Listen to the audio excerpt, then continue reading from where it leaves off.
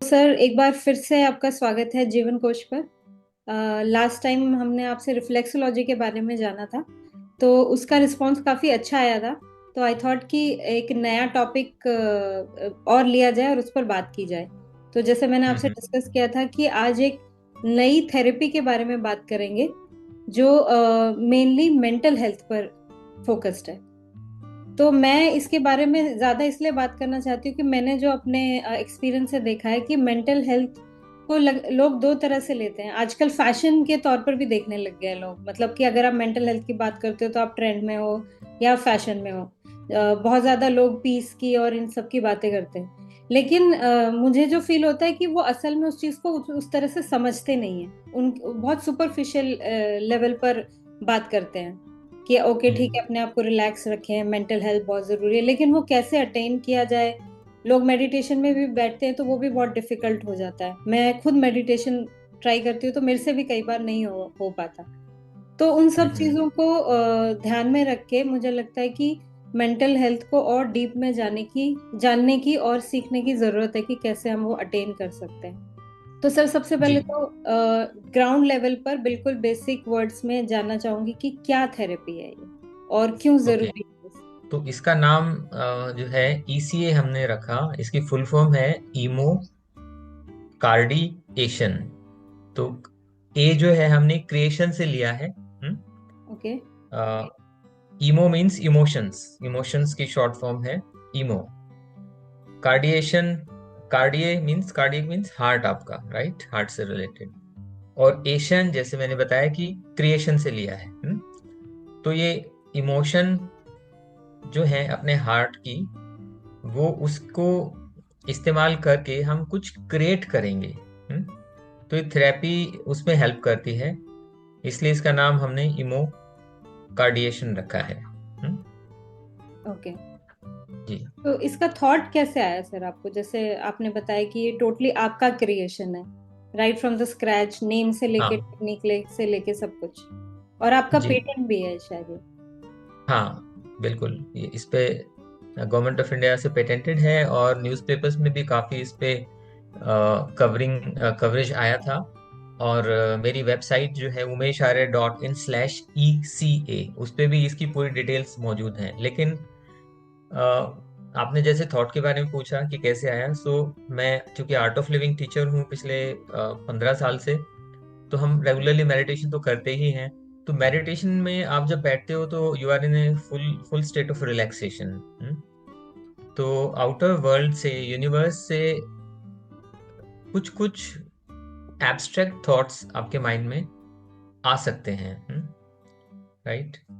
तो वो कुछ थॉट्स ऐसे आते थे तो मैं उनको अवॉइड करता था, ठीक है चलिए ओके कोई बात नहीं, ऐसे तो आते ही रहते हैं। देन सडनली वो मुझे ऐसा लगा कि वो रिपीटेडली आ रहे हैं। तो फिर मैंने उन पे ध्यान दिया। फिर खत्म होने के बाद मेडिटेशन फिर उनको नोट करता गया मैं।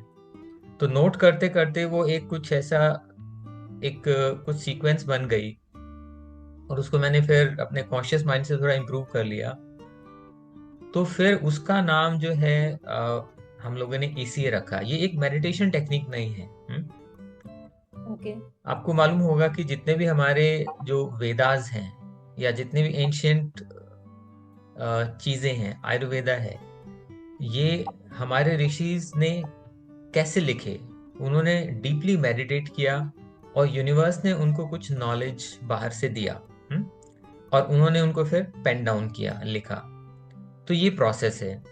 तो ऐसे ही जब आप रिलैक्स होके मेडिटेट करते हैं तो आउटर वर्ल्ड आपके साथ कम्युनिकेट करता है। अब ये आप पे डिपेंड करता है कि आप उसको किस तरीके से उसको एक फॉर्मलाइज कर पाते हो, उस चीज को उसको कैसे समझ पाते हो। तो इससे इसका ईसीए का जो है शुरुआत हुई। फिर बाद में मैंने इसको हजारों लोगों पे इसको इस्तेमाल किया। इस्तेमाल मतलब उनको इससे जैसे मैं लेक्चर्स काफ़ी देता हूँ, तो लेक्चर्स में उनको इससे प्रैक्टिस कराया तो बहुत ज़्यादा बेनिफिट उनको मिला। और मजे की बात यह है कि ये सिर्फ 3 या 4 मिनट में ही अपना असर दिखाता है। ओके। और ये मेंटल हेल्थ जैसे आपने बताया उससे रिलेटेड है। और इसकी सबसे खास बात यह है कि इसके लिए कोई क्वालिफिकेशन की जरूरत नहीं है। anybody who can breathe, anybody who can close his or her own eyes, right? वो ये अभी बड़े आराम से कर सकता है इसको। इसका मैं डेमो आपको दूंगा थोड़ी देर में। तो सर पहले ये इसी पे बात कर लेते हैं, आई गेस फिर ज्यादा पिक्चर क्लियर होगी कि क्या टेक्निक होती है और किस तरह से ये हमें हमारी हेल्थ को इनहांस करने में हेल्प करता है। ओके, तो इसका बेसिक प्रिंसिपल मैं बता दूं, बहुत ही इजी है। सब लोगों के पास हार्ट होता है, राइट? ब्रेन भी सब लोगों के पास। ऐसा माना गया है, हमें ऐसा सिखाया गया है कि अपना माइंड यूज करो, अपना दिमाग यूज करो, इंटेलिजेंस लेके आओ, या इंटेलिजेंट बनोगे तभी कुछ मिलेगा। तो सारे का सारा जो फोकस है वो ब्रेन पे रहा, माइंड पे रहा। लेकिन हमें ये जानना चाहिए कि हमारे पास एक हार्ट भी है, और हार्ट का जो है इलेक्ट्रोमैग्नेटिक जो पावर है वो ब्रेन से 5000 टाइम्स ज्यादा होती है। ब्रेन की होती है बट 5000 टाइम्स लेस होती है हार्ट के मुकाबले। और हमारे जितने भी स्क्रिप्चर्स हैं, मूवीज हैं और लिटरेचर भी है, उसमें देखो आप, माइंड की बजाय हार्ट पे ज्यादा फोकस किया गया है। उसके भाई दिल से अच्छा है, या मेरा दिल नहीं मान रहा, मेरे दिल को बहुत सुकून हुआ, है ना? ऐसे ऐसे आपने रेफरेंसेस कहीं ना कहीं मिले होंगे आपको, जो कि हार्ट की इंपॉर्टेंस को बताते हैं। आपने लव देखा होगा, लव का साइन जो है पान बना के वो हार्ट की शेप में बनाते हैं। Heart shape. हाँ, हार्ट शेप बनाते हैं। ऐसा बोलते हैं कि जो हम बाद में हम सब लोग जो शरीर छोड़ देंगे, तो ये सब कुछ जो हमारा, जो हमने काम किया है यहाँ पे, वो सब यहीं रह जाएगा, केवल एक ही फीलिंग साथ में जाएगी, एक ही चीज साथ में जाने वाली है, दैट इज लव। इसीलिए लव पे बेस्ड है। तो लव कोई फीलिंग नहीं है, लव एक इमोशन है, राइट? साइकोलॉजी में एक कंसेप्ट है, उसको बोलते हैं मिरेकल क्वेश्चन। मिरेकल माने चमत्कार, क्वेश्चन मानिए सवाल, मिरेकल क्वेश्चन। तो मिरेकल क्वेश्चन थेरेपी में हम ये बताते हैं कि अगर कोई व्यक्ति आपके पास आया है, तो आप उसको बैठा के उससे ये बोलो कि अच्छा ओके, अपनी आंखें बंद कर लो और अपनी लाइफ को विजुअलाइज करो विदाउट प्रॉब्लम्स, विदाउट चैलेंजेस। जो भी आपके सामने प्रॉब्लम्स आ रही हैं वो खत्म हो गई हैं, उसके बाद अपनी लाइफ को फिर आप विजुअलाइज करो, राइट? तो ECA भी मिरेकल क्वेश्चन के ऊपर बेस्ड है, ये भी साइकोलॉजी के प्रिंसिपल्स को फॉलो करता है। इसमें सिर्फ आंखें बंद करके कुछ देर शुरू में, और अपना ध्यान हार्ट के ऊपर लेके जाते हैं, क्योंकि हार्ट फील्ड बहुत स्ट्रांग है, इमोशंस की वैल्यू ज्यादा है। एक प्रोसेस मैं आपको कराऊंगा अभी।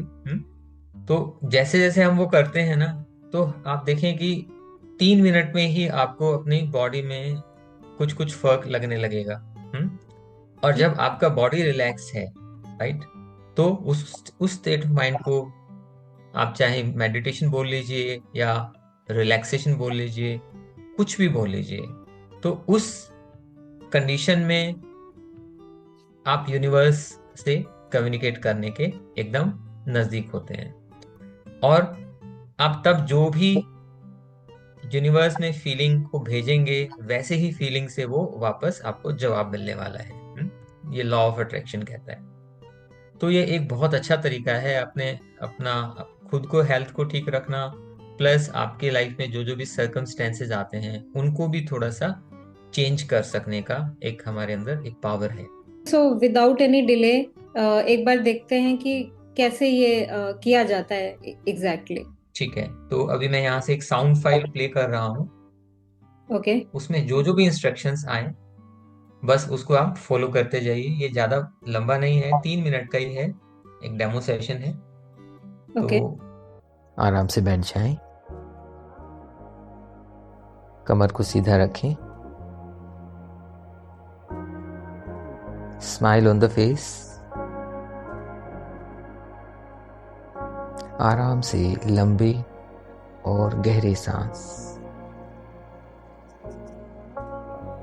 केवल आती जाती सांस को देखते रहें और रिलैक्स होते चलें।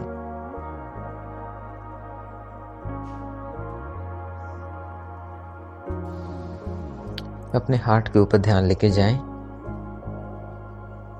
और किसी ऐसे व्यक्ति के बारे में सोचें जिन्हें आप खूब पसंद करते हैं।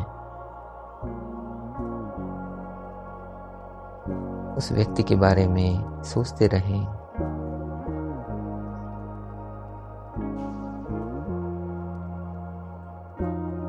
वो प्यार, वो happiness,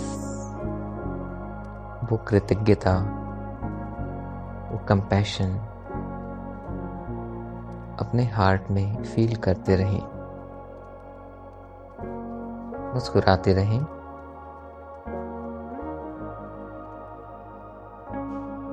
Feeling of love and gratitude in your heart.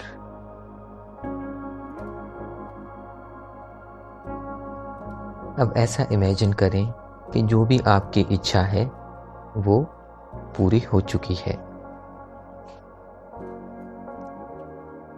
Your wish has been granted.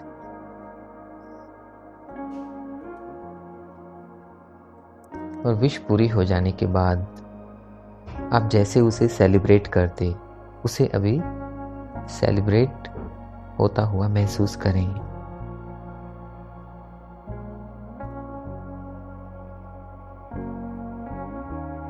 You are so happy, so cheerful. Your wish has been granted.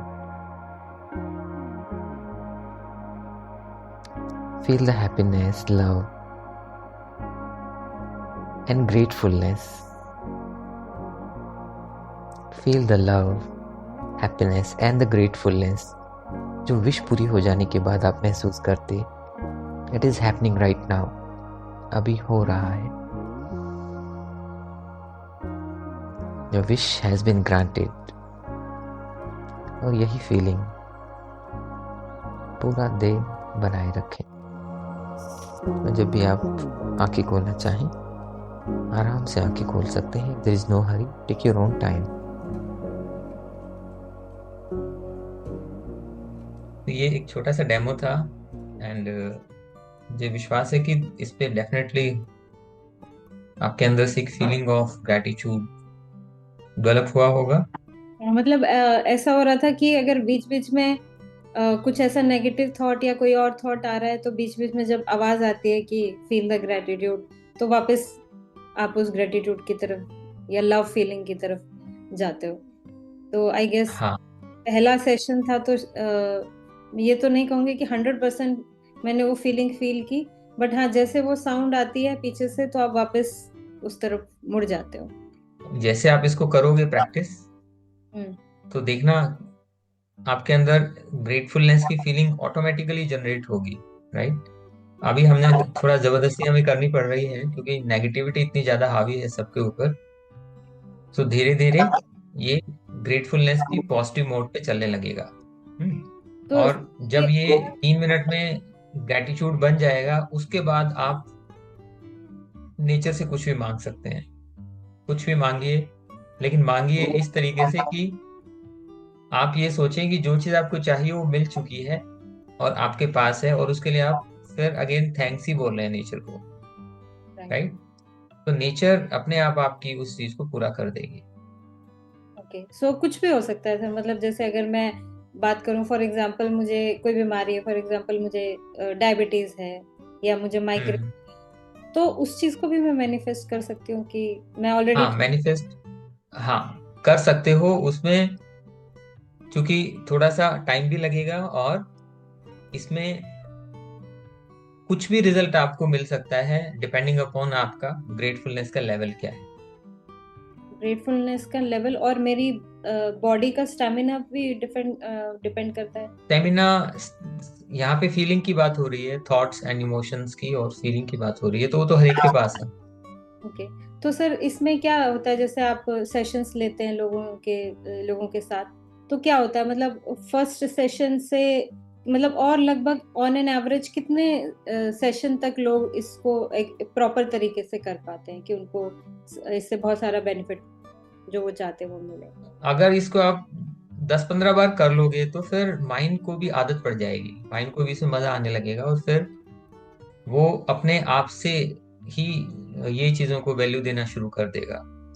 तो जब वो होने लग जाए तो फिर उसके बाद तो फिर आपको सिर्फ मैनिफेस्ट ही करना है।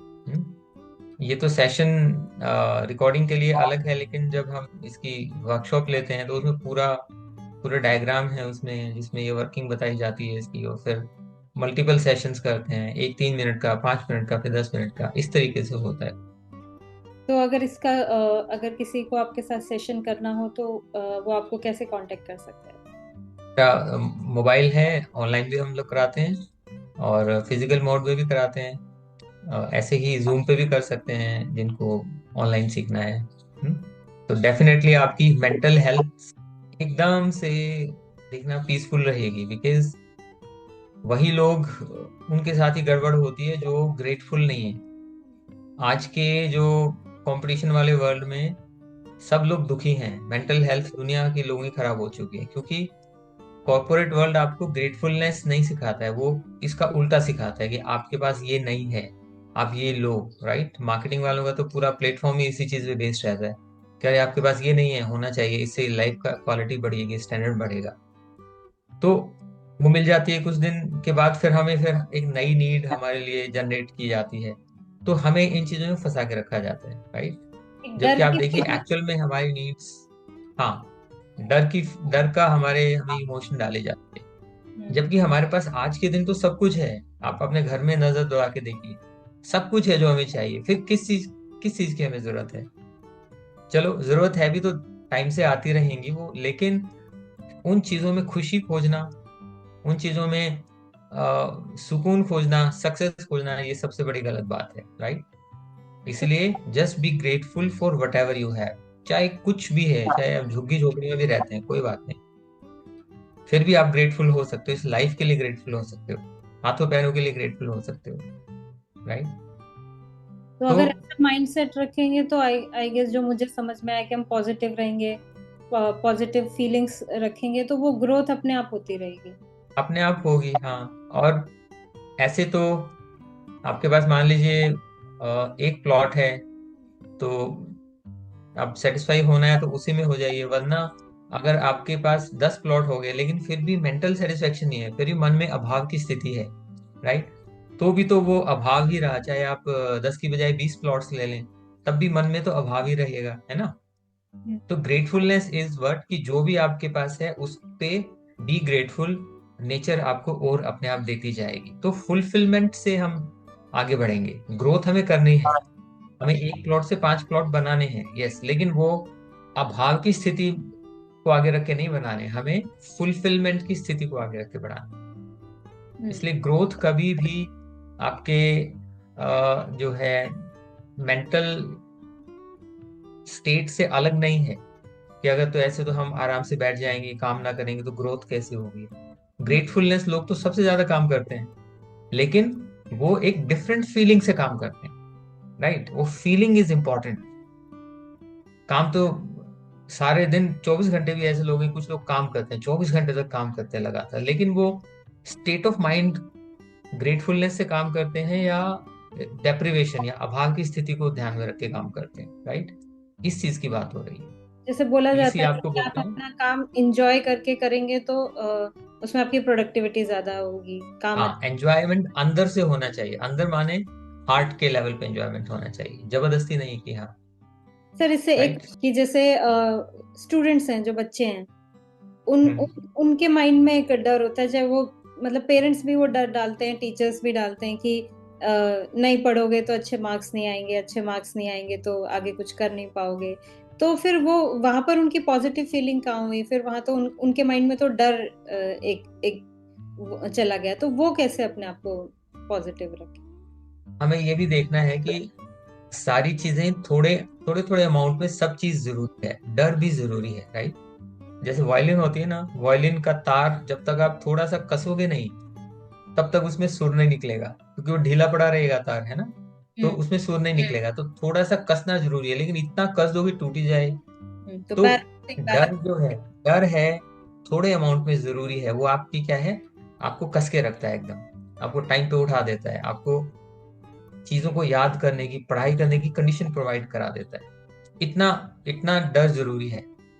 लेकिन अगर मान लीजिए आपने सब कुछ पढ़ लिया, फिर भी आपको लगता है कि मेरे को तो कुछ नहीं आया, स्ट्रेस में आ गए, और एग्जाम से पहले ही कई लोगों को वॉमिटिंग होना शुरू हो जाता है, या एग्जाम से पहले कई लोग पेपर शुरू होने तक पढ़ते रहते हैं, हम्म, राइट?